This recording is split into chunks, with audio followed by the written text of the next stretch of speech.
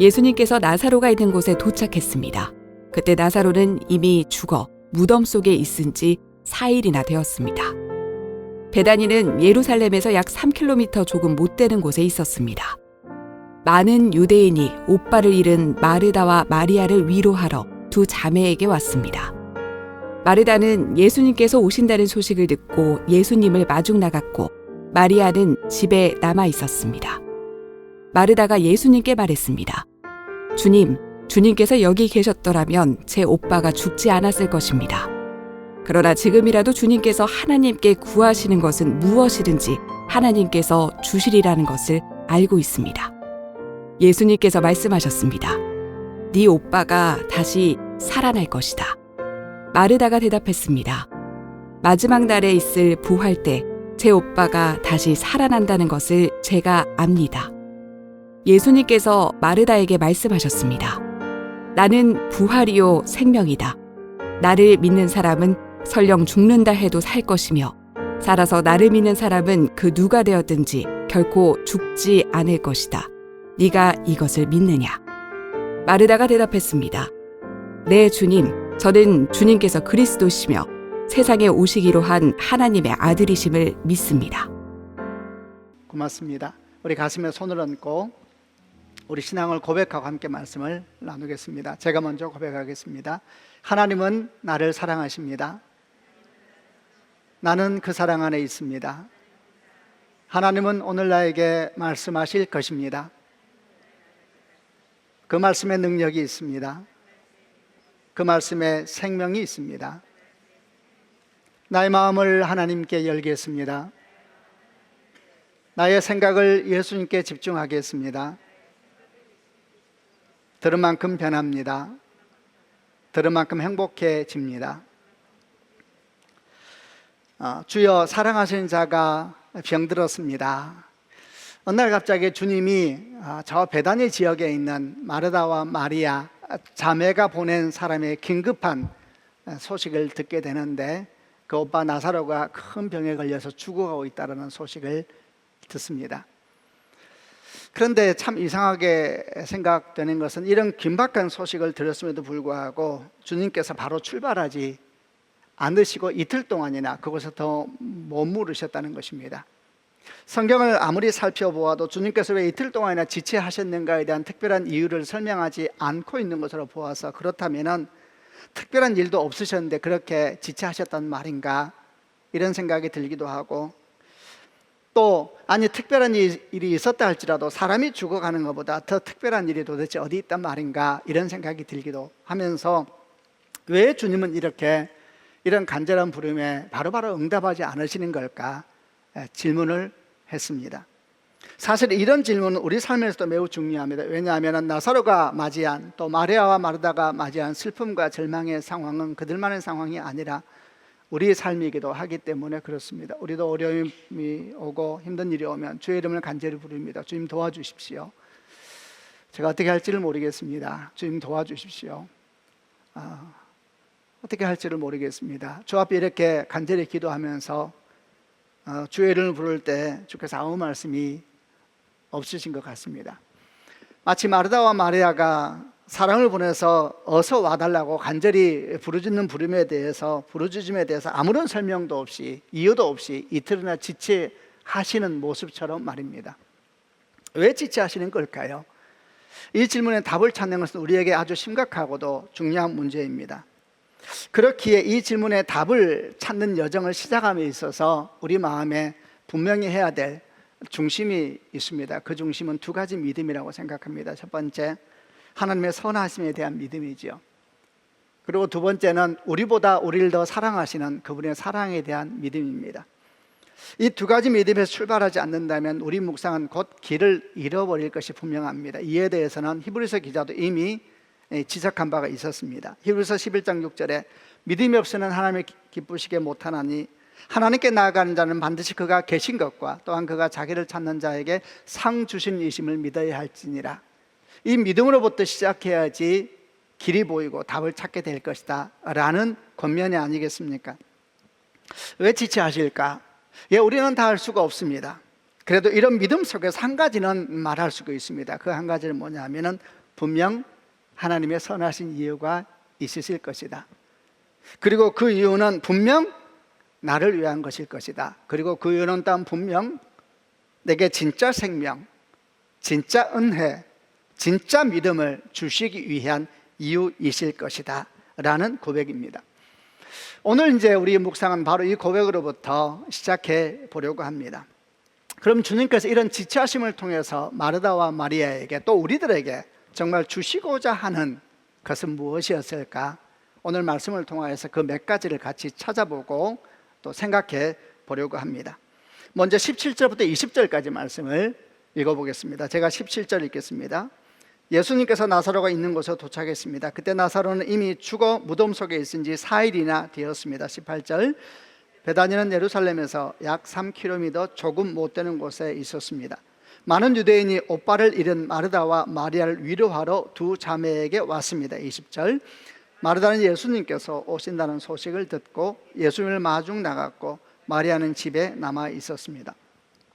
이틀이나 지체한 주님께서 또 걸어서 베다니에 이제 마침내 도착하셨는데 그때는 이미 나사로가 죽어 무덤에 들어간 지 4일이나 된 상황이었다. 이렇게 성경은 분명히 밝히고 있습니다. 이는 우리에게 두 가지 사실을 알려줍니다. 첫 번째는 마르다와 마리아가 오빠 나사로가 큰 병에 걸렸다는 사실을 예수께 알리기 위하여 사람을 보내고 난 뒤 아마도 그 직후에 오빠 나사로가 죽었을 것이다 라는 것을 알게 하지요.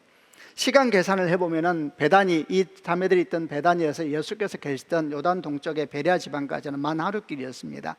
그러니까 그 사람이 만 하루를 걸려서 예수께 갔을 것이고 예수님이 그 소식을 듣고 이틀을 더 머무시고 다시 만 하루를 걸려서 왔을 것이니까 이 모든 시간이 4일이 걸리는 겁니다.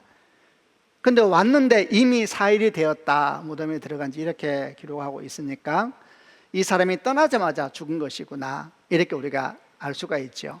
그리고 참고로 팔레스타인 지방에서는 사람이 죽으면 고온 다습한 기후로 말미암아 당일날 바로 무덤에 안치하는 것이 일반적인 상황이었다고 합니다. 잃어볼 때에 떠나자마자. 그러니까 예수께서 그 소식을 들었을 때 이미 나사로는 죽어 무덤에 들어간 상태였겠구나, 이런 것을 알 수가 있을 겁니다. 또 한 가지 알게 되는 사실은 나사로가 무덤에 있은 지 4일이나 되었다라는 말을 사도 요한이 특별히 분명하게 기록하고 있는 이유 중에 하나는 당시 유대인들은 사람이 죽어도 한 3일 정도는 그 영혼이 떠나지 않고 있어서 다시 소생할 가능성이 있다라고 생각을 했었다고 합니다.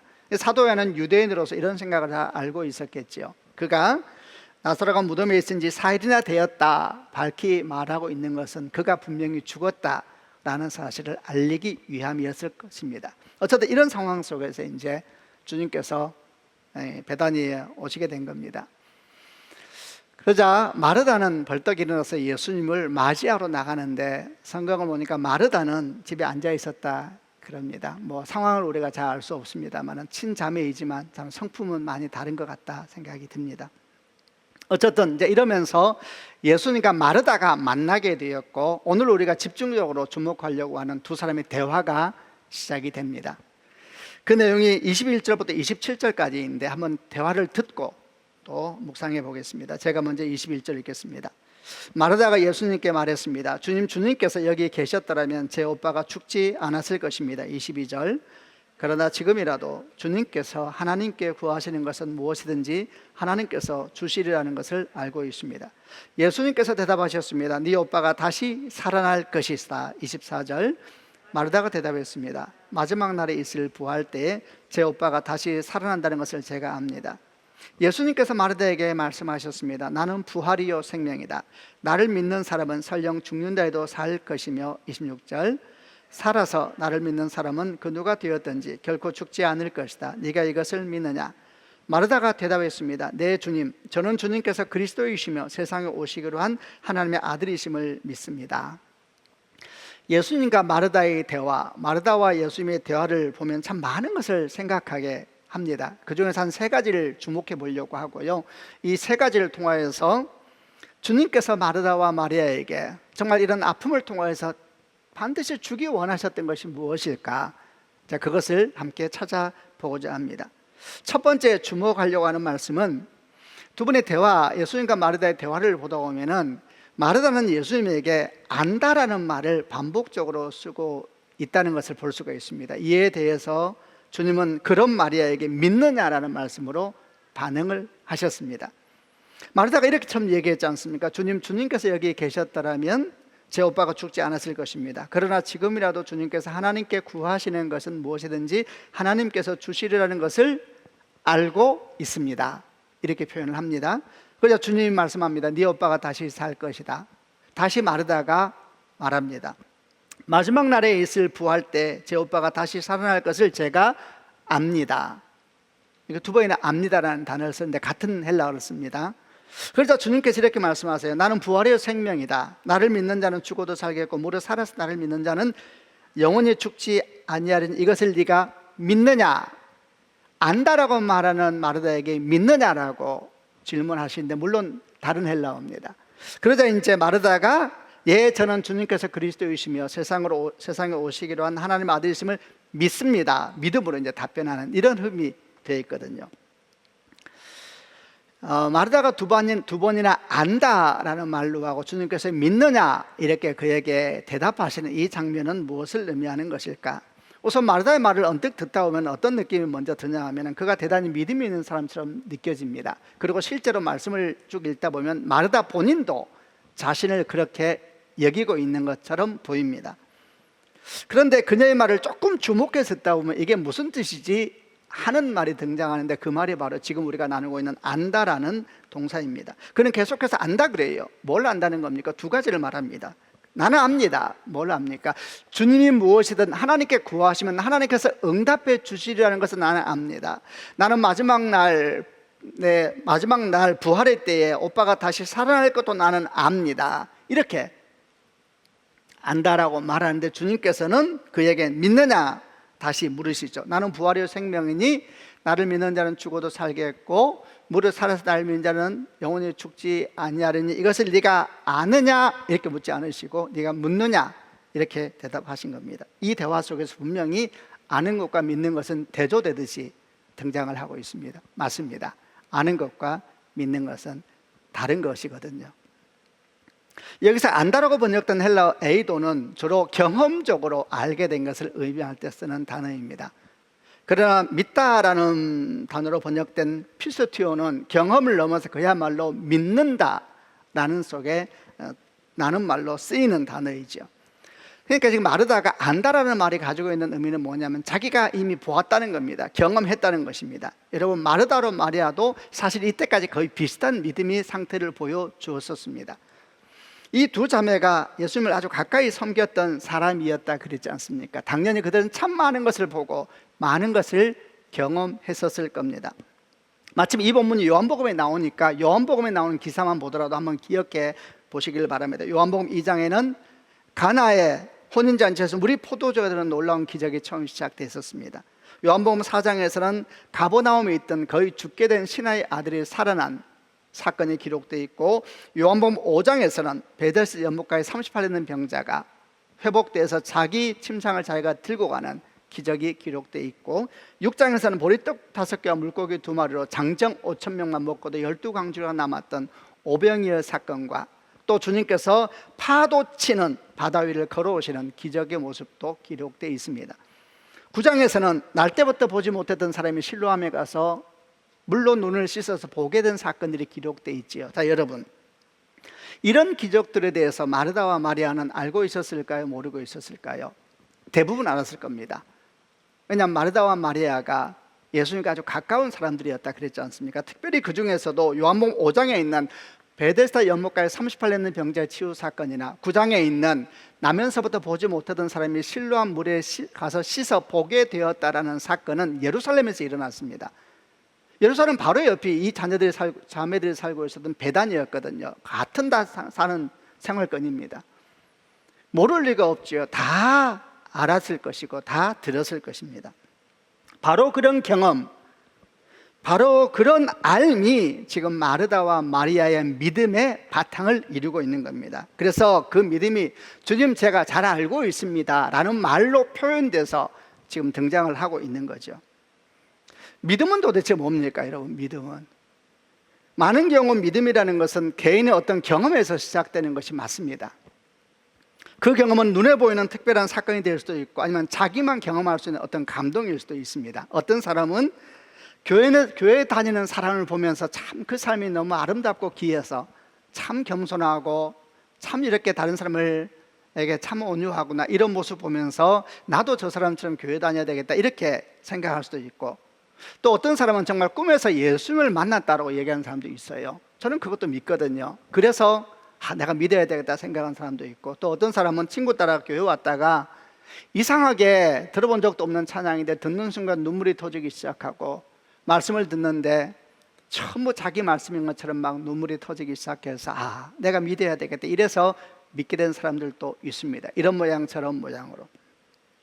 이런 모든 믿음의 시작은 많은 경우에 개인의 경험입니다. 이게 다 개인의 경험이잖아요. 이렇게 믿음이 시작되는 것이죠. 그런데 여러분, 여기서 믿음이 끝나서는 절대 안 됩니다. 이것이 중요한 것입니다. 분명 많은 경우 믿음은 개인의 경험이나 사건을 통해 시작되지만 그 믿음이 건강한 믿음이 되기 위해서는 반드시 하나님의 영원한 말씀 위에 뿌리를 내려야 되기 때문입니다. 여러분, 오늘 주님의 모습을 보십시오. 마르다가 자기 경험을 통한 알매 믿음을 이야기할 때에 주님께서 어떻게 반응합니까? 네 오라베가 다시 살아나리라 이러면서 말씀을 선포하세요.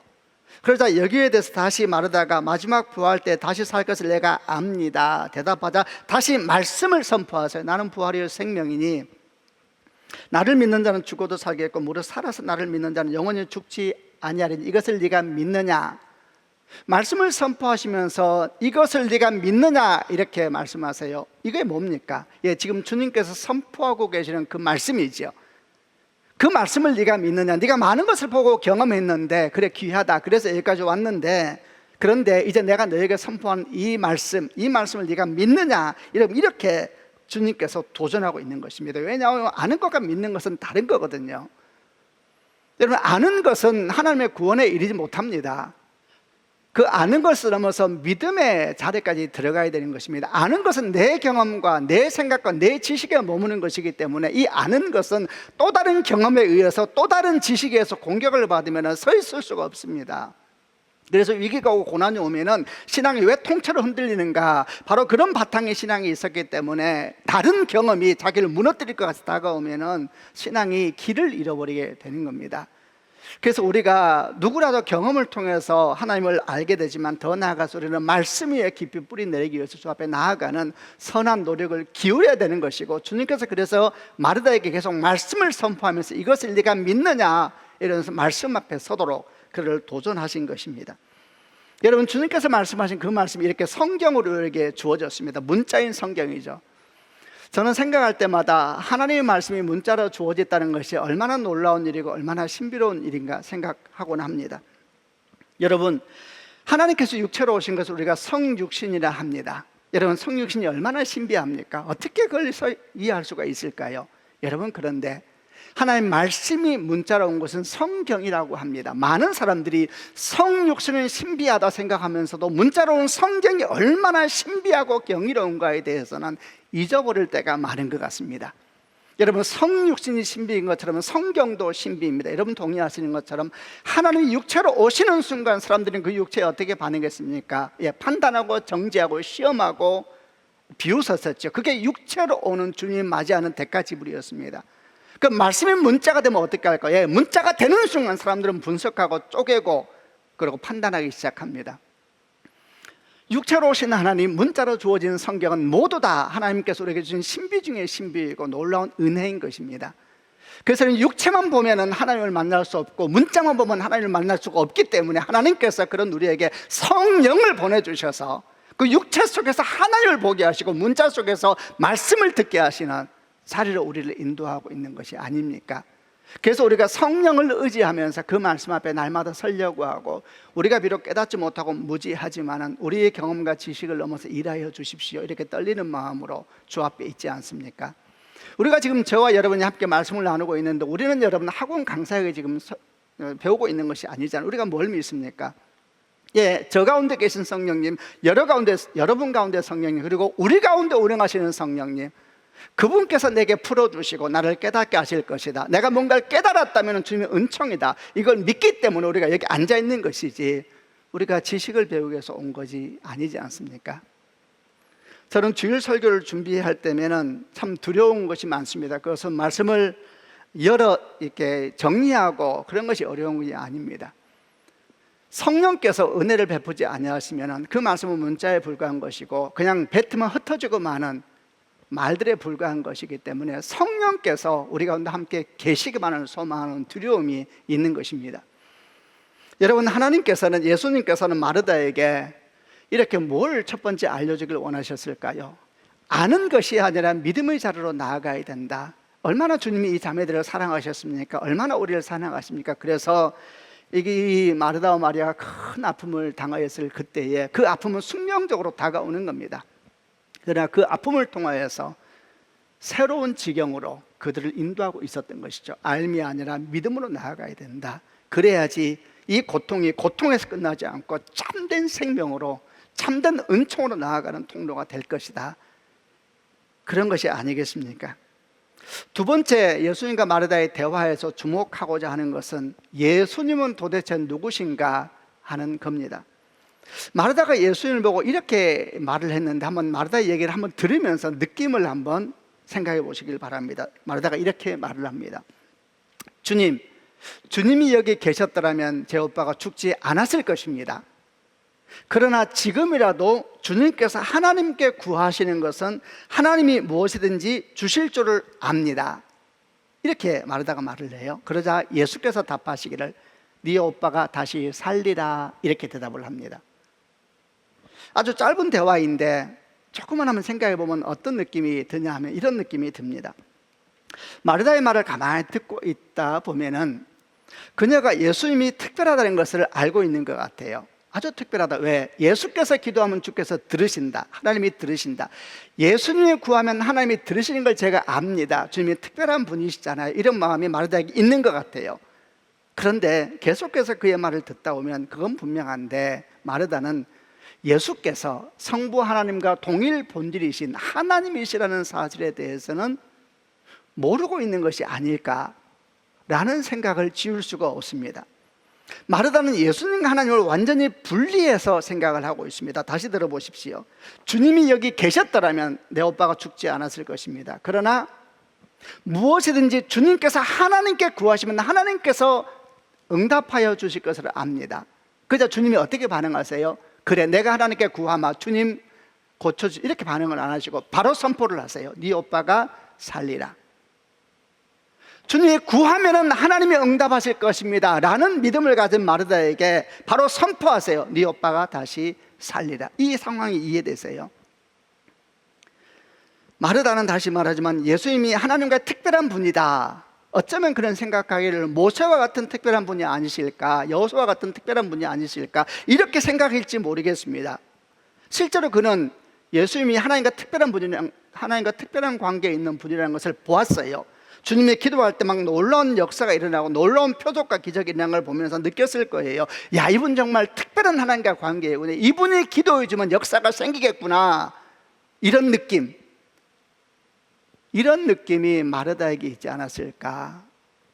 예수님이 특별한 분이라고요. 이런 느낌이 그에게 있지 않았을까? 그러나 그녀의 말 어디에도 그분이 삼위일체 하나님 중에 한 분이신 성자 하나님이심에 대해서는 못 깨닫고 있는 것은 아닐까.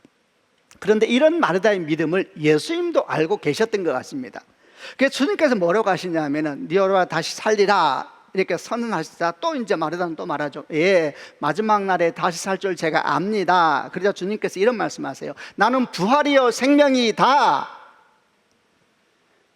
나를 믿는 자는 죽어도 살겠고 무릇 살아서 나를 믿는 자는 영원히 죽지 아니할 이것을 네가 믿느냐. 이 말씀에서 우선 주목하려고 하는 것은 내용이 아닙니다. 형식입니다. 형식. 나는 부활이요 생명이다 이러면서 현재형을 쓰고 있는데 이 현재형은 사실 우리가 몇 번 보았던 현재형입니다. 요한복음에서 굉장히 중요한 신학적인 의미가 있는 현재형인데 이 현재형은 지금이라고 하는 시점을 나타내는 현재형이 아니라 시간과 공간 넘어 계신 하나님을 나타내는 현재형이라고 우리가 몇 번 들었습니다. 나는 생명의 빵이다. 나는 세상의 빛이다, 나는 문이다, 나는 선한 목자다, 이런 얘기를 제가 나누면서 그 얘기를 해왔었습니다. 이 모든 말씀은 다 현재형으로 표현되어 있거든요. 그래서 이 모든 말씀이 의미하는 것은 지금 그렇다는 게 아니거든요. 영원한 현재 속에 계신 하나님, I am that I am으로 표현하였던 출애굽기 그 하나님의 임재한 표현이 그대로 여기 들어와 있는 거거든요. 그래서 예수께서 하나님이시다라는 표현으로 사용된 말씀인데, 그걸 그대로 마르다의 대화 속에 주님께서 가져오세요. 나는 부활이요 생명이다. I am 에고 에이미, 이렇게 헬라어로 말을 하거든요. 굉장히 신학적으로 중요한, 요한복음에서 중요한 핵심적인 메시지 중에 하나입니다. 주님께서 이렇게 나는 부활이요 생명이다 이렇게 선포하시면서 마르다에게 뭘 말씀하시냐면은 내가 하나님이다, 이 말씀을 하고 있는 거거든요. 여러분, 예수님이 하나님이시다, 이 사실은 너무 신비하고도 너무나 중요한 믿음의 바탕을 이룹니다. 그분이 하나님이시기에 죄가 없으신 분이시고, 그렇기에 우리의 모든 죄와 절망과 아픔을 다 끌어안고 죽으실 수가 있는 분이실 뿐만 아니라, 그러시기에 그 절망 한가운데서 다시 부활하셔서 우리에게 참된 생명으로 오실 수가 있는 분이신 것입니다. 아멘이죠. 그분이 그저 특별한 분이셨다면 그렇게 할 수가 없는 것입니다. 이 사실을 모르면 우리는 예수님을 세계 3대 성인이니 4대 성인이니 역사상 가장 윤리적인 분이었느니 라고 말하면서 대단히 위대한 표현을 드릴 수 있을지 몰라도, 그분에게 합당한 경배, 그분에게 합당한 예배는 드릴 수가 없는 것입니다. 여러분, 예수님께서 베레아에 이틀이나 더 머무시면서 빨리 가셨으면 이미 죽었다 하더라도 마르다와 마리아의 슬픔을 짧게 해줄 수도 있으셨잖아요. 그럼에도 불구하고 이틀이나 더 지체하시면서 마르다와 마리아에게 꼭 알려주고자 하시는 메시지가 무엇이었을까요? 두 번째, 예수께서 하나님이시라는 것입니다. 나는 부활이요 생명이다. 구하시면 아버지가 응답할 겁니다. 네 오빠가 다시 살리라. 예수께서 하나님이십니다. 하나님. 세 번째, 마지막으로 마르다와 예수님의 대화를 통해서 예수께서 마르다와 마리아에게 꼭 주시고자 하셨던 것이 무엇일까? 그것은 생명과 죽음에 대한 근본적인 인식의 전환이었습니다. 25절 26절에 나는 부활이요 생명이다. 나를 믿는 자는 죽어도 살겠고 무릇 살아서 나를 믿는 자는 영원히 죽지 아니하리니 이것을 네가 믿느냐, 이렇게 말씀하셨지요. 우리는 여러분, 생명이 육체에 있다고 생각합니다. 그래서 거기에 모든 걸 걸지요. 그렇지 않아요? 그런데 오늘 예수님은 생명은 육체에 있는 것이 아니라 예수님께 있다, 이렇게 말씀하시면서, 그러므로 예수님을 믿는 사람, 예수님의 그 안에 있는 사람은 생명을 가진 사람이기에 죽음도 그를 이기지 못할 것이고, 살아서 그 예수를 안고 있는 사람, 갖고 있는 사람은 죽지도 않을 것이다, 이렇게 말씀하고 있는 겁니다. 그러니까 죽음과 생명에 대한 인식이 우리와는 완전히 다르시죠. 그런데 여러분, 사실 이런 차이를 주님께서 드러내신 것은 여기가 처음이 아니죠. 바로 앞에서 11장 11절에 사실 그랬잖아요. 제자들에게 우리 친구 나사로가 잠들었다, 이렇게 말씀했잖아요. 깨우러 가자. 그러니까 제자들이 잠들었으면 나을 겁니다. 주님이 아니 죽은 것이다, 이런 내용을 설명하시죠. 왜 주님은 잠들었다 표현하셨을까요? 잠든 것과 죽음은 본질이 다르잖아요. 잠든다는 것은 깨어난다는 것이고 죽었다는 것은 깨어나지 않는 것이니 완전히 다르잖아요. 그럼 왜 주님께서 죽음을 잠으로 비유하셨을까요?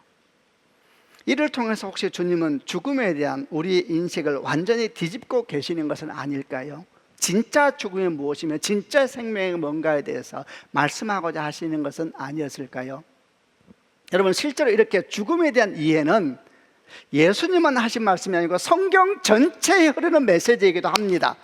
여러분 기억하세요. 창세기 2장에서 하나님께서 아담에게 선악과를 먹지 말라 하시면서 먹으면 죽으리라 하셨습니다. 3장에 먹었어요. 죽었어요. 살았어요. 시퍼렇게 살아있었죠. 그런데 주님께서 죽었다 그랬습니다. 그게 뭐라 합니까? 너는 흙이니 흙으로 돌아가라 그랬습니다. 너는 죽었다 그랬습니다. 시퍼렇게 살아있는데, 성경은 처음부터 죽음과 생명에 대한 이해가 우리와는 다른 것입니다. 여러분 안에 예수께서 계십니까? 그럼 여러분 안에 생명이 있는 것입니다. 이것은 주님의 말씀이며 창세기부터 계시록에 이르기까지 변함없는 하나님의 진리의 메시지입니다. 예수가 있는가? 그러면 생명이 있는 겁니다. 여러분, 이 생명은 결코 죽음이 이길 수 없다 그랬습니다. 너무 신비하죠. 우리가 나이가 들고 병이 들면 육체는 죽게 되지 않습니까? 그런데 성경은 선언하기를 아니 자는 것이다 이렇게 말합니다. 여러분, 요즘에는 참 그런 장례식이 없는데 그 장례할 때 이게 묘지 가서 매장하잖아요. 매장할 때 이제 관을 탁 집어넣어요. 그러면 저는 항상 이렇게 말합니다. 모든 가족들이 슬프죠. 흙을 부어야 되니까 제가 다 와서 보라 그래요. 자, 보십시오. 그러면 이제 관을 다 보지요. 사람들은 너무 슬프죠. 내 어미가 누워있고 내 아버지가 누워있고 내 형제가 누워있는 거라고요. 근데 흙으로 덮어야 된다고요. 저는 말합니다. 이 관에 누워있는 것은 여러분의 어머니가 아닙니다. 여러분의 아버지도 아닙니다. 수십 년 동안 그 어머니와 아버지가 입었던 옷입니다. 고개를 들어보십시오. 하늘이 보이지 않습니까?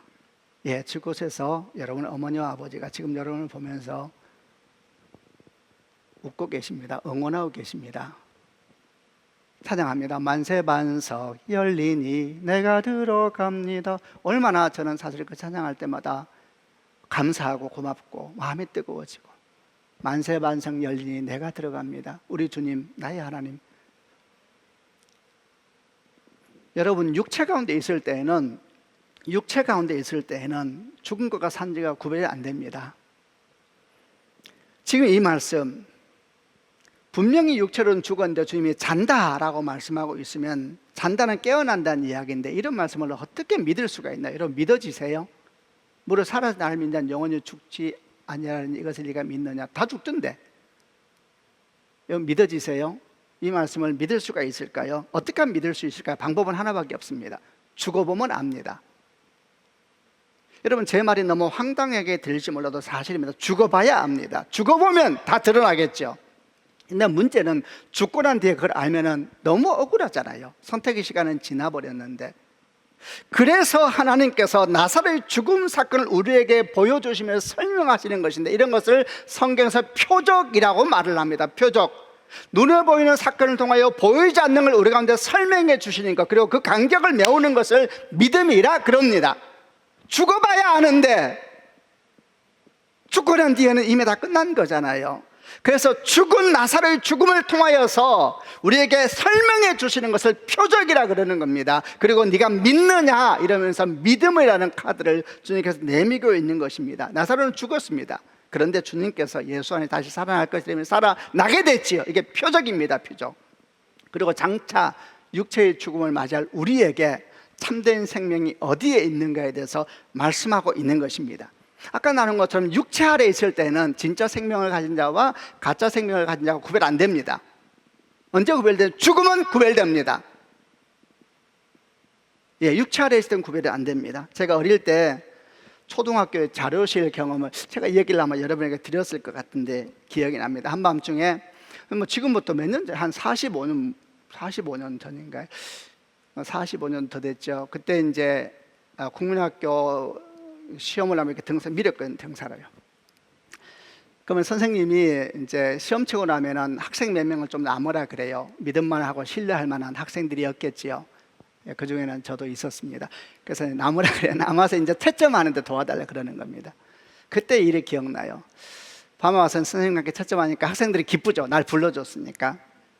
근데 갑자기 일하다 말고 선생님께서 저한테 자료실 가서 뭐 좀 찾아오라 그러더라고요. 달빛은 밝았지만 복도는 불이 꺼져 있으니까 좀 무서웠고 저 좀 무서워하거든요. 그러나 선생님이 저를 믿잖아요. 그래서 제가 갔다 올게요.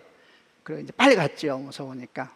그리고 자료실 가서 문을 여는 순간 너무 무서워서 주저앉을 뻔했습니다. 왜냐하면 저 어스름한 달빛이 창가로 들어오는데 독수리 한 마리가 공중에서 저를 노려보고 있었던 거예요. 너무 무서워서 저는 본능적으로 빨리 불을 켜야 한다고 불을 켰습니다. 다 밝혀졌죠. 박제였습니다. 박제. 저는 그 일을 자주 생각합니다. 어둠 가운데 있을 때는 진짜와 가짜는 구별되지 않는다. 그러나 빛이 오면 모든 것이 구별되리라. 육체 아래에 있을 때 진짜 생명과 가짜 생명은 구별되지 않는다. 그러나 육체의 시간이 끝난다. 죽음이 올 때 그때는 다 구별되리라. 여러분, 주님은 나사렛의 죽음 앞에서, 그 죽음은 그가 맞이해야 되는 숙명적인 아픔을 상징하는 최대치죠. 그 죽음 앞에 주님께서 마르다와 마리아에게 정말 주시고 싶었던 것이 무엇이었을까?